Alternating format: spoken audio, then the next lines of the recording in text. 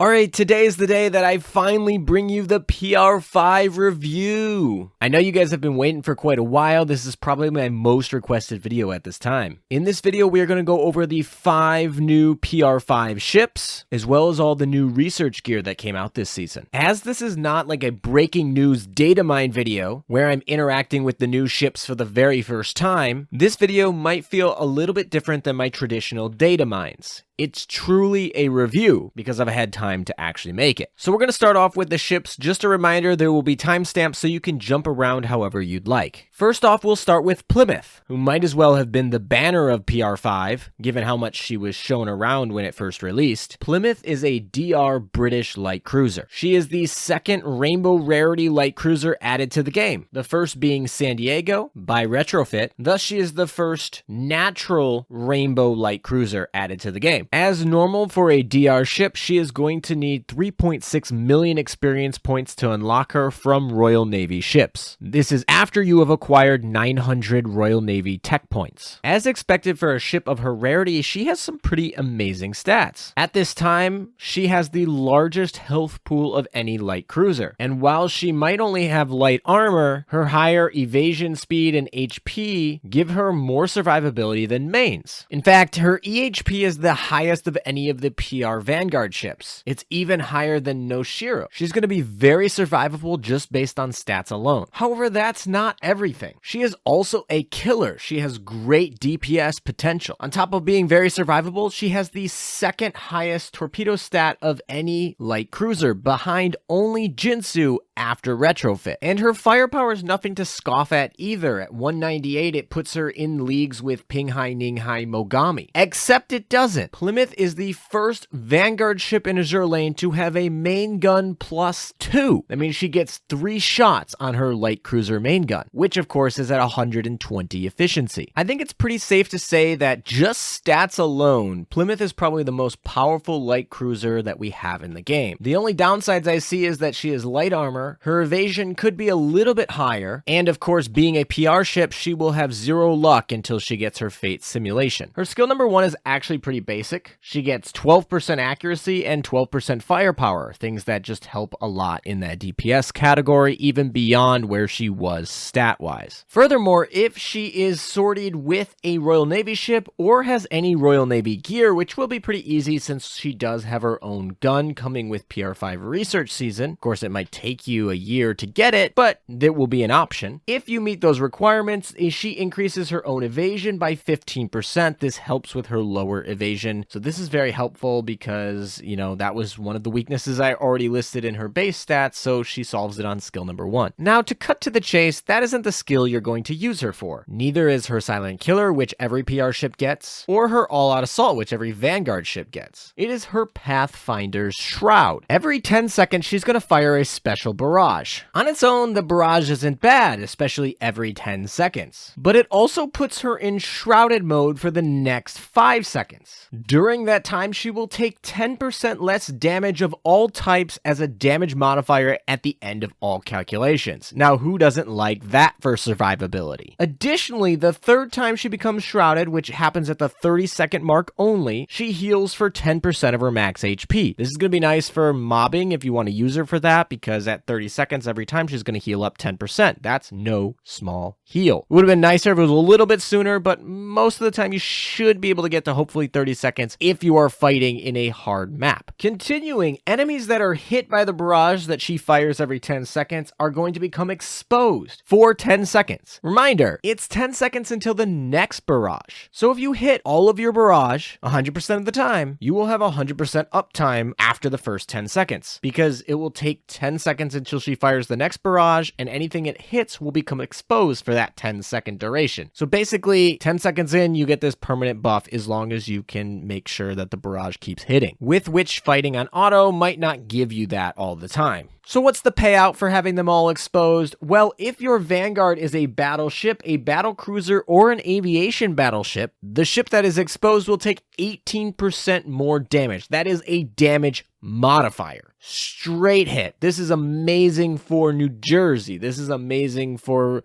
literally any of the UR battleships from Vanguard or Warspite Retrofit or anything that we get in the future. Plymouth is really, really good. Now, that skill is not going to be as good as, say, Helena, but it is going to have a lot of uptime, and it is put on probably the most powerful light cruiser in the game thus far. Plymouth is basically the target ship of PR5. I think she's the most powerful and has the most use in all facets of the game. She does seem a little bit more PvE oriented. She might not see a spot in PvP, although she definitely could. She has a lot of survivability, and it only takes 10 seconds for her, support skills to start kicking in. Plymouth is very, very strong, and it's about time because HMS has been lacking in the Vanguard department for a while now. So let's move on to the next ship, which will go into our second DR of the season. Her art design makes her look like she could be British, but she's actually from Free France. This is the French large cruiser Brest. I know, get your jokes out now. It seems almost inevitable these days that every PR season will have a DR large cruiser. First we had Azuma, then we had Azur, now we have Brest. And don't forget Kronk in there too, although she was a UR from an event. But those three are the company we're going to be comparing Brest to. Now, we can all probably say that Azuma has been power creeped even despite her Fate Simulate +5. Azur and Kronk do her job better. So it is with those two ships in mind that I compare Brest. Brest sits in the middle of Azur and Kronk. Brest has a little bit less EHP than Azur, but more DPS. However, she has less DPS than Kronk, but more EHP than Kronk. Stat-wise, she's very good. Like I said, she's right in the middle of those other two Rainbow Rarity large cruisers, which, by the way, are some of the best ships in the game. So don't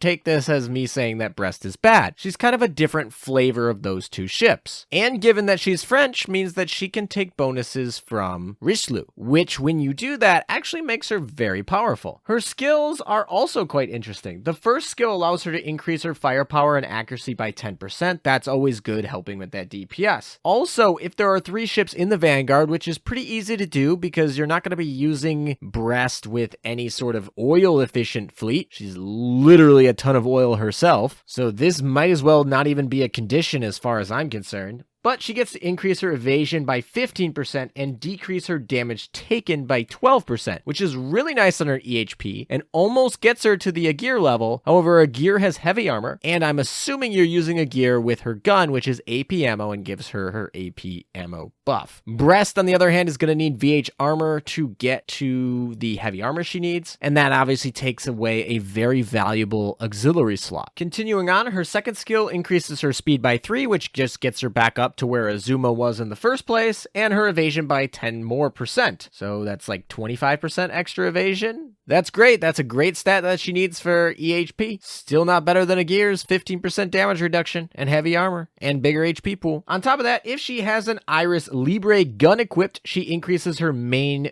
gun crit damage and anti-air by 15%. It's really interesting stats to choose there, but anti-air is going to be helpful for EHP, and who doesn't like to crit more? An Iris Libre gun should be pretty easy to equip on her. If you want, you can just throw on a Baguette DD gun on her auxiliary gun slot. That's very easy and also good. Of course, she has the Siren Killer skill like all of the PR ships. However, her all-out assault is extremely special, and this is kind of new for ships. Just like most of the all-out assaults on large cruisers, it triggers every time she fires 8 times, and if you give her one of the arcing guns, or what they call the large caliber guns, she only has to fire 4 times, because those guns take a lot longer to reload. Now, instead of just having a barrage, if she has the large caliber gun, which I don't see why you wouldn't put them on Brest, she also changes the properties of the barrage, and the first time it fires every battle, which is going to happen, it's 4 shots very early into the battle, the ship with the lowest percentage of HP left in your fleet is going to get an 8% heal. That is extremely nice. It can be her too. The second time that triggers, which will be the 8th shot that she fires, she gets a 6% heal. I cannot begin to tell you how good this is going to be over the course of a mob fleet. And this is when I kind of get back into the comparisons here. Brest is kind of in between Kronk and Azur, balancing out the EHP and DPS. However, she now has a heal. I would say that when we're talking about mob fleeting with the heal, Brest might be better than Azur. Now, if we're talking about boss fleeting, I would still stick with Azur. On top of, Azur has a slow with her torpedoes, which can be very effective if you're trying to get some hits on a moving boss. Brest doesn't really have that. She really has that heal. Kronk is also a mob fleeter, and Kronk has the ability to have a cross-fleet spread reduction, which is really good, and Brest has nothing there. So one of the things I do think about this ship is I have a hard time placing her in one of my fleets. Now, if you don't have Azur fully at Dev 30 and you don't have Kronk all the way up, then maybe this has a spot. If you want to use Richelieu and you use her to buff Brest, which will make her more powerful, then you might want to use her. However, how I look at it is Azur is going to have a slow and is going to have more EHP from damage coming from a single target, and Kronk is going to be an offensive cross-fleet buffer. You can put her in the mob and you can actually very much improve your battleship boss fleet. All that being said, Brest is really good. If you want to throw her in literally anything, she is going to be able to finish any type of content in the game. So I will say in short that Azur is defensive oriented with a slow gimmick, Kronk is offensive oriented with a cross-fleet spread gimmick, and Brest is a Goldilocks just right in between the two with a heal gimmick. Pick your favorite. They're all very good and better than Azuma. All right, let's move on to the PRs. We'll start with Harbin. She actually got a buff after release, so they thought she was not powerful enough upon release, and she got a subsequent buff in a new update. Harbin is another light cruiser from this PR5 season, but she is from the Chinese faction. Interestingly enough, that I'll note, not related to any of her stats or skills, but her artwork, is that Harbin, the city that she is named after, is known for having a lot of Russian immigrants in China because of the Trans-Siberian Railroad. You can kind of see that Russian influence in her actual game design, and I really like that. Thumbs up. Stat-wise, she obviously is lower than our previous DR ships, but that is to be expected, especially of a Chinese light cruiser that is of a lower rarity. However, we can see really easily she's going to stand out in the torpedo department. She has a very high torpedo stat, although lower than Plymouth for some reason, who is not even focused on torpedoes. I mean, Plymouth literally doesn't have a preloaded. Like, she has great torpedo stat and a great surface torpedo efficiency, but literally no preloaded torpedo. Harbin does have a preloaded torpedo though. She also is pretty good in anti-air, similar to those of Helena or Nuremberg. She has a little bit less EHP than the other PR5 ships, which is why they had to buff her smokescreen. Skill number 1 says she takes 10% less damage from torpedoes, which really isn't a problem for her given that she's light armor and has decent evasion. Also, this ship's torpedoes get a 20% armor modifier boost against heavy armor enemies. This is actually not what it states in the game. It says that it gets a 20% damage increase, but it's actually technically in the armor modifier, which changes a little bit about damage calculation. But if you want to think about it as damage, you can. 20% is a nice chunk, but once again, it's only for her torpedoes, not anything else, and only for heavy armor. So this really makes me think she's a heavy armor torpedo killer. Additionally, all torpedo damage that is dealt by Chinese destroyers is increased by 12%. Now keep in mind that the destroyer missile ships are considered in the destroyers, and that their missiles actually deal damage off of torpedo stat, so this will affect both Chinese DDs launching torpedoes or Chinese missile destroyers launching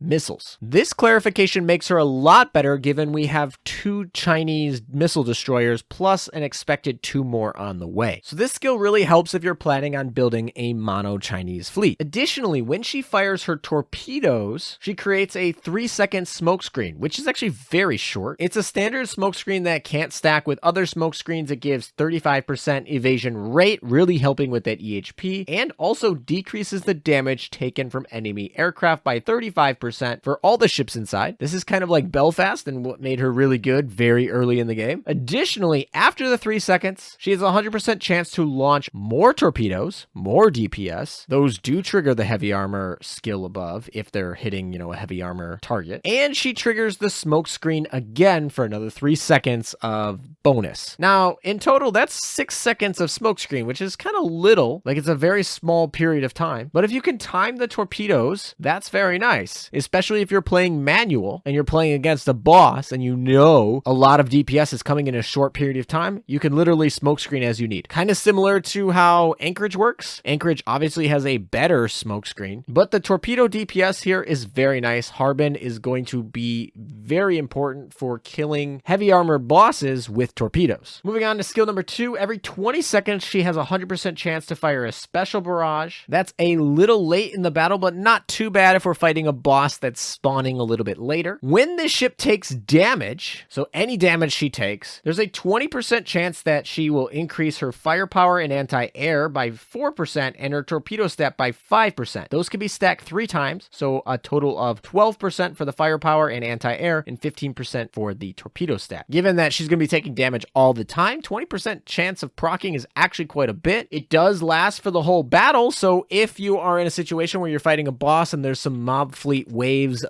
ahead, she can take that damage and then she can be like full power going into the boss. And just like all the other PR ships, she's going to have her Siren Killer and she's going to have her all-out assault. Overall, Harbin definitely needed her boost if she was going to see play. She has some survivability. I really like her as a boss against heavy armor enemies. I wouldn't use her against anything else. She's primarily focused on the torpedoes. She also is kind of nice if you want to play around with your social credit score and have all Chinese fleet. Overall, Harbin's interesting and definitely something that's going to be on my target to pick up. Let's move on to the next ship, the Russian aircraft carrier Chkalov. Many people predicted that the Russians would get a PR ship in this season, and they certainly did, and they needed a carrier, and they got one. Of course, the Russians did get Volga a little bit earlier in the year, but Volga is primarily a healing carrier, and Chkalov is a damage carrier, which is exactly what the Russian faction was missing. Chkalov is a beast of a carrier. Many people might not know this, but she actually has the 3rd highest aviation in the game currently, behind Hakuryu and Saratoga after retrofit. That means she has even higher aviation than Shinano and Ark Royal post retrofit. Additionally, she has a very peculiar set of planes. She has no fighters. She has 4 dive bombers and 4 torpedo bombers. Her planes sure don't need any escorts. And while she's not the queen of dive bombers, she certainly has a lot. Hakuryu is going to take that title, but she might be the princess. She reminds me a lot of Ark Royal. Ark Royal is not the queen of torpedo bombers, Shinano is, but Ark Royal has a lot of damage output and also has a really low HP pool, just like Chkalov. I'm surprised how low those are. Like, Ark Royal and Chkalov are just like asking to be killed early. I guess at least there's the hidden carrier mechanic now, so that helps. Personally, I like torpedo bombers better. They do more effective damage and they have more crash damage, which is important in PvP. But if you've been loading up on 10 Rise from PR4 and you have a lot of dive bombers that you want to go with, Chkalov is a great bet, especially if you haven't finished Hakuryu yet. Dive bombers do play a valuable role, especially in splash damage, so don't count them out. And while torpedo bombers may be my personal favorite right now in the game, that could change anytime with the right equipment and ships. Skill-wise, Chkalov packs a lot of punch too. When the battle starts, she increases her aviation by 15%, raising that already sky-high aviation, and her reload by 15%. Reload is a great stat for carriers, and I would be even more excited about this if she didn't already have a pretty low reload stat to begin with. And the fact that, you know, she has dive bombers all over the place, so she's going to be launching very slowly. Like, no fighters, and she's going to be one of the last things to fire and launch her planes. But, you know, a little reload won't hurt. When this ship launches an airstrike, she launches an additional special airstrike that deals extra damage based on this skill's level, and there's an 80% chance she's going to launch an even better special airstrike. Once again, reminding me a lot of Ark Royal. For her second skill, she increases her ship's armor modifier against medium and heavy armor by 10%. And this is just like Harbin. The in-game skill says damage, but it actually translates to armor modifier in the game. Means it calculates a little bit different than just a straight damage boost, but you can kind of effectively think of it like a damage boost. 10% is nice. Why they left out light armor, I don't know, but I guess that's the way it is. When when this ship's airstrike finishes loading, so not when it actually launches the airstrike, but when it actually finishes loading, she's going to fire a special barrage that decreases the AA of enemies hit by 10%. This is really interesting. So it's a barrage, not an airstrike, so it's going to help against any of those incoming suicide boats or any of the opposing,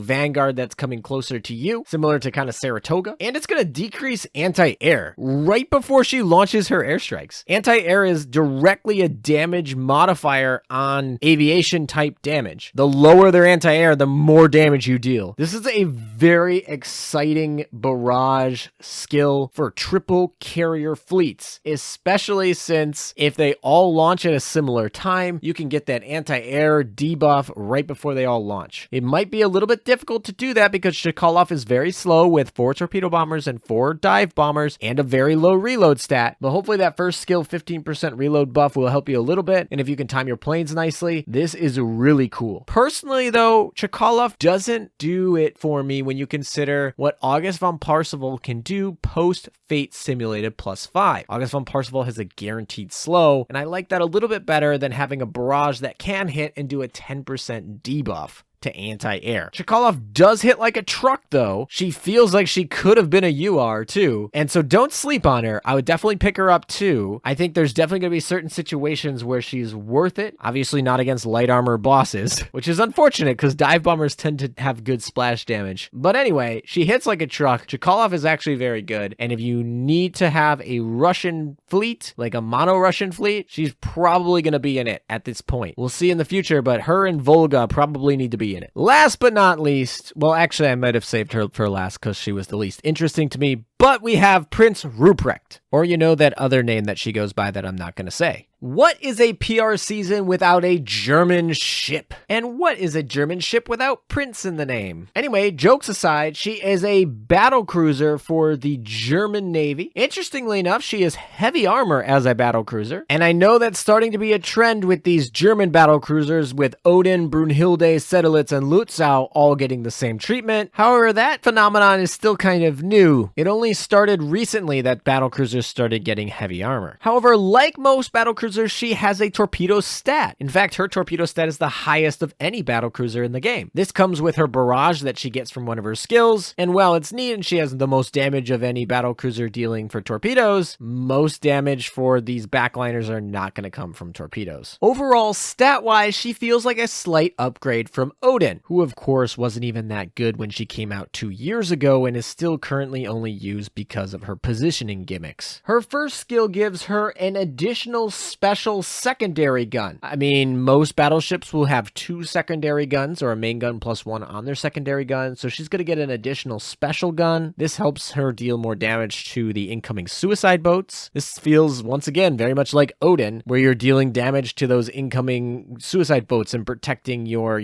other backline ships. Additionally, every 5 times she fires that secondary gun, she launches a special torpedo barrage, which is why she needs her torpedo stat. The 8th time she fires this secondary gun, she increases her firepower and torpedo stat by 15%. So that means by her second torpedo barrage on the 10th firing of the secondary gun, she will have a boosted version of her barrage because she will then have the torpedo stat buff. Now for her second skill, she has an interesting positioning skill. Not as interesting as Odin's, but certainly unique. If she is in the flagship, she decreases the damage that she takes by 15%, which is nice. If she's not in the flagship, she decreases the damage taken of the ship above your flagship in the top position by 8%. Typically, 15% is better than 8%, so you probably want to have her in the flagship. It's kind of interesting because it does kind of want you to force her into the flagship spot. Fortunately, a lot of KMS ships don't need the flagship spot, except, of course,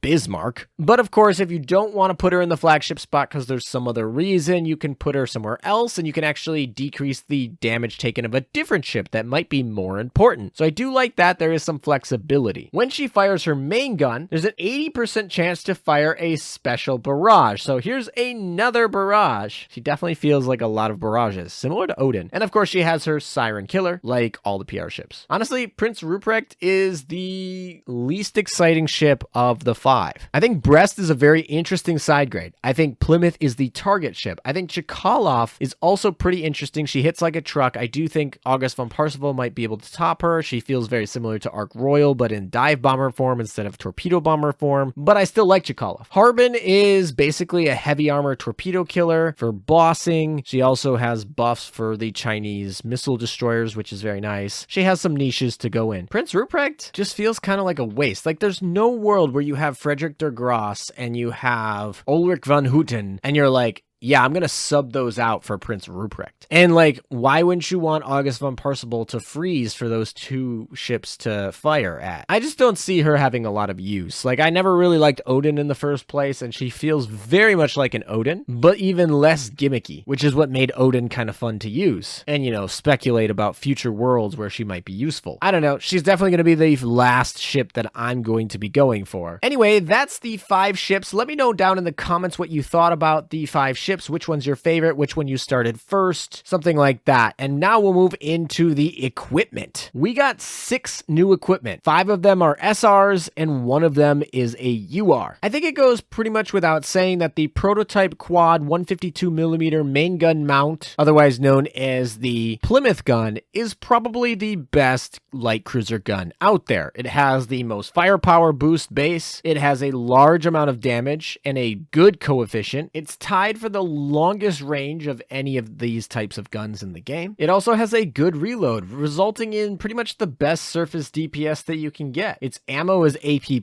which is nice. Not anything special or better than, you know, what we've been using right now, but that on top of all of its base stats that are higher than everything else make it great. It's the best option for medium and heavy armor. Of course, because it's AP shells, it's not going to be the best option for the light armor, but that's to be expected. Honestly, this gun feels a lot like the Drake gun, where it is definitely the best, but it's not so far out there that the difference between someone using it and someone that's not is going to be so drastic. Something that I would compare it to is like the Tenrai or the 457. Definitely have a steep drop off after using them. This gun doesn't feel like a steep drop off, but it certainly is the best light cruiser gun in the game if you're not fighting light armor. Next up, we'll talk about the SR large cruiser gun, the prototype quad 330mm MLE 1931, also known as the Brest gun. Of course, this is a French gun, so it will trigger Brest skill, so you might want to use it there. It also has 4 rounds instead of 3 like the other large cruiser guns, allowing for it to have more damage than the other guns despite having less damage per shell. However, even though effectively it might have more damage, those can miss. They're more likely to miss. The spread is bigger, and that makes this gun not that great. However, its effective damage against heavy armor is technically the highest. Its ammo type modifiers mean that it's going to be really used for heavy armor. It's really bad against light armor and medium armor. There you might as well use the Agir gun or the Kronk gun. But against heavy armor, it definitely has the most theoretical damage. That spread hurts though, and I don't necessarily think I would recommend it because of that spread. However, it might be good to pick up to put on Brest, but Brest definitely doesn't need it because she can put that French gun in the UX spot if you need it. If you don't have the other 2 large cruiser guns I'm talking about because you either missed the Russian event or you haven't worked on PR3 yet, then this is a great gun that will fit the bill. However, I really don't like that spread. It really scares me off this gun, but in terms of theoretical damage, this gun is definitely good for heavy armor and heavy armor only. Next up, we have the new SR destroyer gun,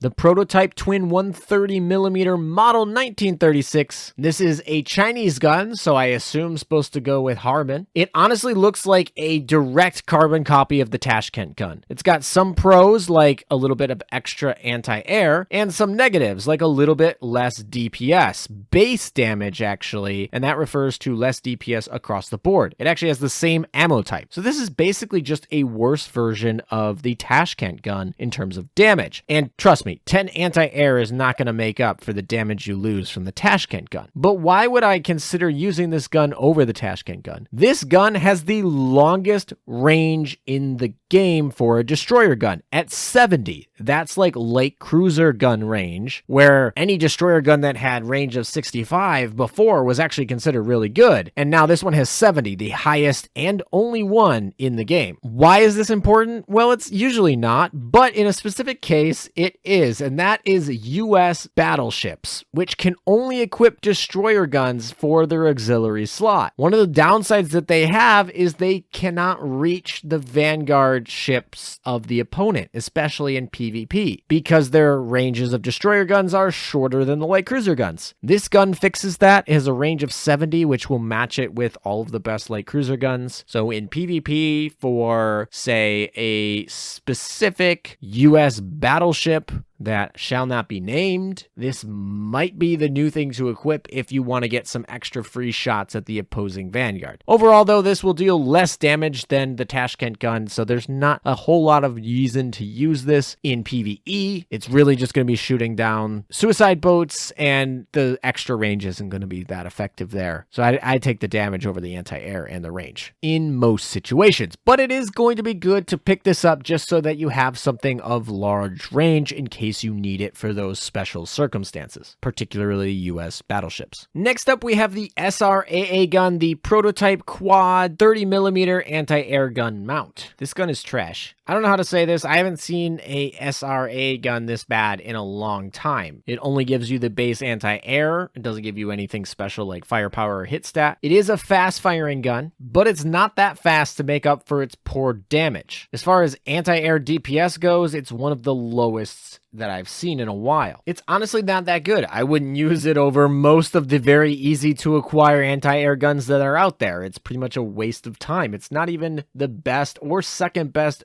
German anti-air gun. It's the third best German anti-air gun. It's just bad. I mean, you don't need it. Don't waste your time on it. Okay, just to rip on this gun a little bit more. The Hazymeyer, a gun that's not used by anyone right now, has better stats, better damage, shorter reload, and the exact same range as this gun. It's literally better in every aspect, and that gun isn't even used at all right now. Everyone upgrades that to the Bofors Stags. Why did they make this AA gun? It's pointless. Okay, now we're done talking about guns, and we'll move from anti-air to aviation. We'll start off with the SR Dive Bomber, the prototype Su-2, which is very interesting because it's a Russian plane. Obviously for Chkalov, it's a dive bomber. This dive bomber is actually very interesting. It has 6 100 NP bombs, which is very special. And in terms of DPS, it's actually really good. It's specifically designed for light armor. It's not good against medium armor or heavy armor. It's specific for light armor. And the reason I say that is these bombs are special where they have equal damage regardless of the armor type, while most bombs coming off a dive bomber do more damage to heavier armor and less damage to lighter armor. So this is something very special to the Su-2. It also doesn't have any anti-air capabilities, which goes really with Chkalov, who literally is like no to fighters. So it's really good against light armor and when you're dealing with, no enemy planes. I would say this is a must pick up. Honestly, the Tenrai is so good you would want to use it because of that,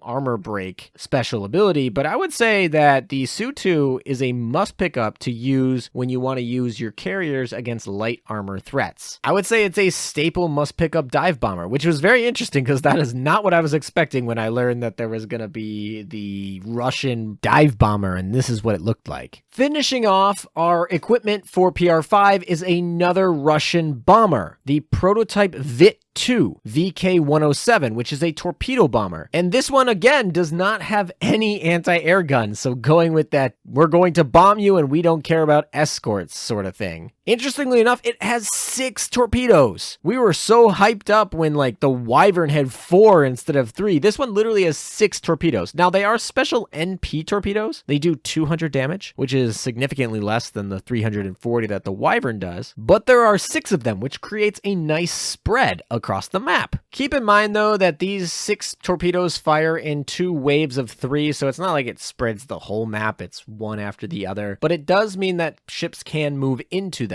This ship has theoretically the second highest damage of any torpedo bomber in the game, behind only the Wyvern. Now, once again, theoretical damage might not be realized, especially with torpedoes that aren't homing like this one, but it's just something to keep in mind. Something else to think about is that this bomber bomber has the highest crash damage base value of any plane in the game. So if you're talking about PvP and you want to crash into your opponent, this is a great one. Now, unlike the Wyvern though, it doesn't intercept on the enemy's launch, so I'm not sure that you necessarily want to swap it out in PvP, but if you don't have a Wyvern, this is something that has a lot of crash damage that you can use instead. That being said, keep in mind that this torpedo bomber is one of the slowest to launch. It's very slow to get off the ground, so it will slow down your airstrike if you put it on your plane. I would say that because of the slow reload and the high chance of a torpedo missing due to its double wave feature, this plane might not be as essential as the Sioux was. The Sioux is definitely something that you want to use in light armor for your dive bomber, but the VIT-2 doesn't necessarily overtake the Wyvern. It doesn't intercept, has less theoretical damage, it probably has less actual realized damage because of the way the double wave works, and the marginally higher crash damage is only relevant in PvP. The Wyvern flies faster and launches faster as well. So overall, the VIT is interesting. It has a really fun mechanic with 6 torpedoes, and in certain things like, mob waving, I might use it, and because it's special, I would pick it up. It's not as essential as the other Russian plane here, which I would not have thought by looking at these planes. Overall, still a pickup for me because it's unique and it could come in handy, but I would go for the Sioux first, although both of them should be pretty easy to come by if you're going for the light cruiser Plymouth gun. Overall, the equipment had a few upgrades, some side grades, and some interesting things in it. Nothing that is like, oh my god, I have to get it now, like race to it, like the Tenrai happened or the 457 happened, but that's okay because, anytime they're in the research, people always are feeling very behind because you're not going to get those items for a long time. That being said, my highest target would obviously be the Plymouth gun and the Russian dive bomber, the Su-2. Outside of that, I basically would want to make sure I pick up at least one of everything except the anti-air gun. There's no point for that anti-air gun. It's completely useless. It's just taking up space on my phone. All right, guys, that is the long-awaited PR5 review. Thank you guys for being patient and waiting. I'm glad I could spend the time and make this review right. I hope you guys enjoyed it, and be on the lookout for more data mines in the future, as well as live streams and all sorts of Azur Lane content. Thank you guys for watching. Take care, and until next time.